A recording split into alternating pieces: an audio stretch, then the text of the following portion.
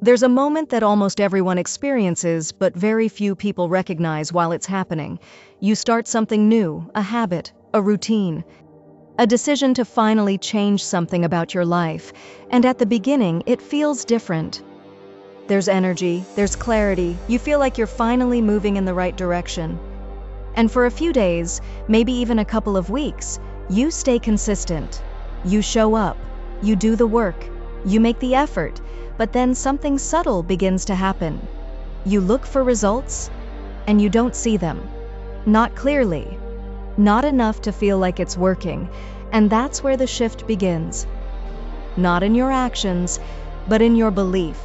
Because once your mind starts to question whether something is working, your energy toward it changes. You hesitate a little more. You delay slightly.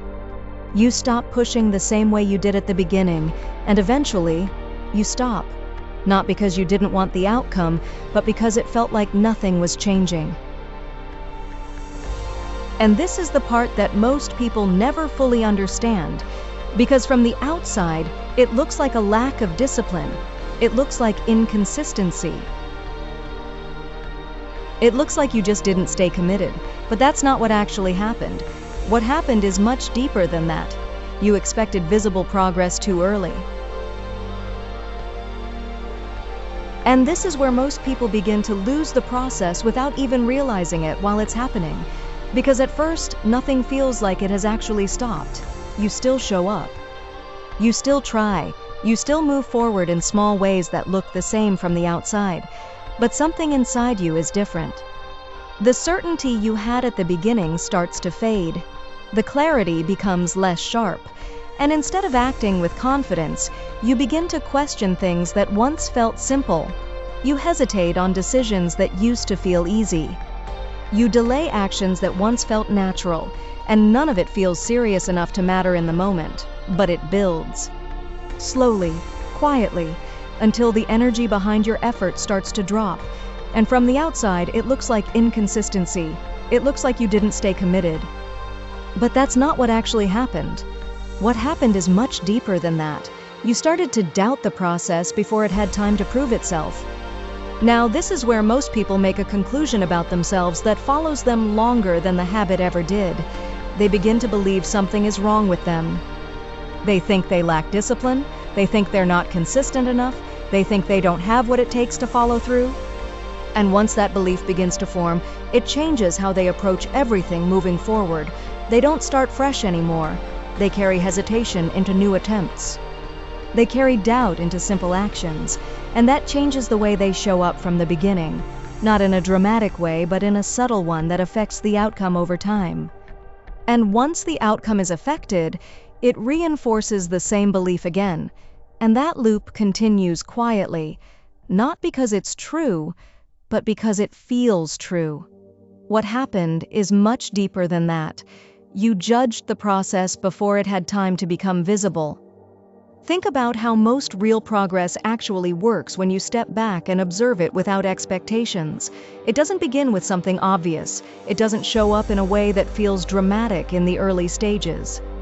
It builds slowly, beneath the surface, in ways that are almost impossible to notice at first.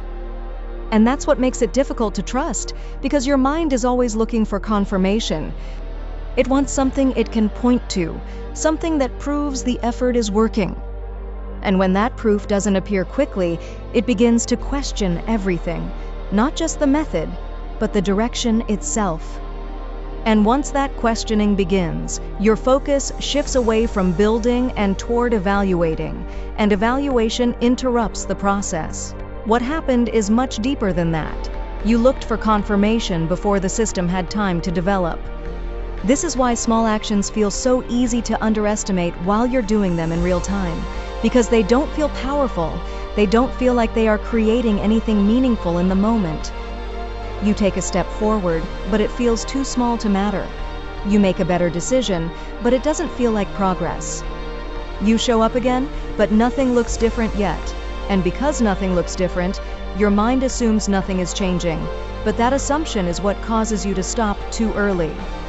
Because if you could see what those small actions were building over time, you wouldn't question them the same way. you would continue without hesitation. But since you can't see it yet, you rely on feeling, and feeling is not always accurate in the early stages of growth. What happened is much deeper than that. You dismissed the process before it had time to compound. And working against your environment every day creates a kind of resistance that slowly drains your ability to stay consistent.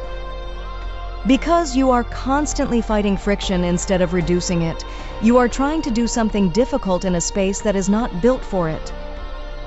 And over time, your system begins to choose the easier path, not because you failed, but because your brain is designed to conserve energy. It naturally moves toward what requires less effort to maintain, so if the right actions are difficult to repeat, your system will avoid them. Not intentionally, but automatically, and that automatic response becomes your default behavior. What happened is much deeper than that. You didn't reduce friction enough for repetition to become sustainable.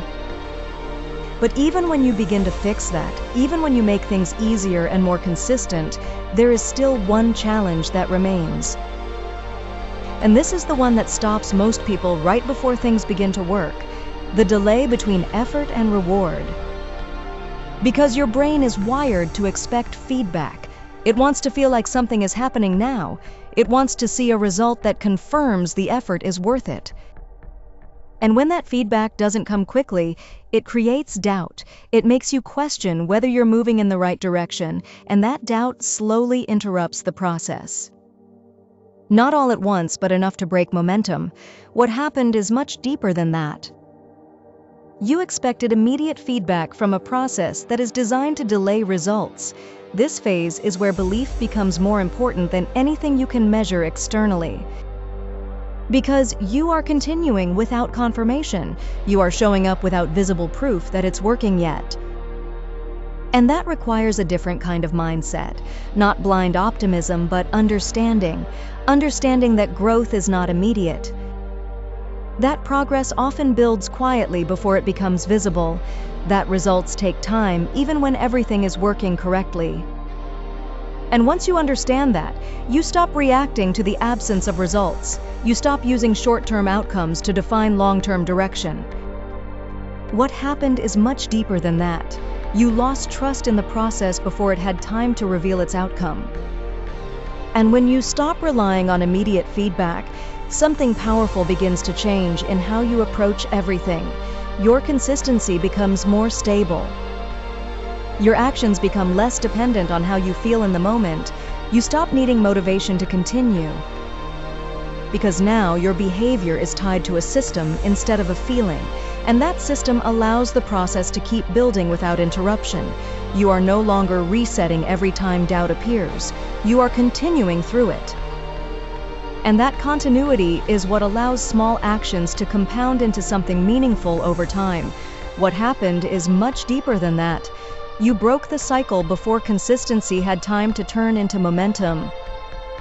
And this brings everything back to a truth that most people only realize after they've repeated this cycle many times. The difference between change and no change is not effort. It's not motivation. It's not even discipline in the way most people think about it.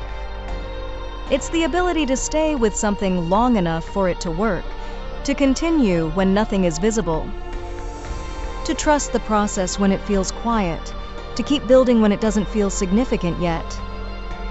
Because that is where transformation actually happens, not in the moments you can clearly see, but in the ones you almost ignore. What happened is much deeper than that. You stopped before the process had time to become the result. Now, this is the part most people overlook completely, because it doesn't feel important enough in the moment to pay attention to it. Every time you repeat a small action, you are not just doing something, you are reinforcing something. You are teaching your system what to expect from you over time. You are creating a pattern that becomes easier to follow the next time it appears. And over time, that pattern begins to feel normal, not forced, not difficult, just familiar. And familiarity is what your brain trusts the most. So instead of relying on motivation, you begin to rely on what feels natural to repeat. And once something feels natural, consistency becomes easier to maintain. What happened is much deeper than that. You stopped before repetition had time to become identity, but this is also where impatience begins to interfere in a way that feels completely justified at the time, because you want to feel like the kind of person you're trying to become before you've built enough evidence to support it. You want confidence before consistency. You want clarity before repetition. And that gap between expectation and reality creates frustration. Because when your identity doesn't match your actions yet, everything feels forced. It feels like effort instead of alignment. And most people interpret that feeling as a sign that something is wrong. But it's not wrong, it's just incomplete. You are in the phase where your actions are still building the foundation for the identity you want. What happened is much deeper than that. You expected alignment before the pattern had time to stabilize. This is why identity change never feels immediate, even when you're doing everything right in the beginning. It builds quietly, through repetition, through small wins that don't feel significant in the moment. You show up once, and it doesn't feel like much. You do it again, and it still doesn't feel like enough. But each time you repeat it, you are adding another layer of proof. Another signal to your system that this is something you can rely on. And eventually, without noticing exactly when it happened, your perception of yourself begins to shift. You no longer feel like someone trying to be consistent. You feel like someone who is, and that shift changes everything. What happened is much deeper than that. You walked away before the identity had time to take shape. Now this is where your environment begins to matter more than your effort, even though most people ignore this completely. Because behavior is not just driven by intention, it is shaped by what is around you, what you see, what you interact with, what is easy to access. If something is always in front of you, your brain registers it as an option. If something is hidden or difficult to reach, your brain ignores it over time. And these small cues influence your actions more than you realize. So when your environment doesn't support your habits, your effort has to work against it every single time. What happened is much deeper than that. You relied on effort instead of designing conditions that support consistency.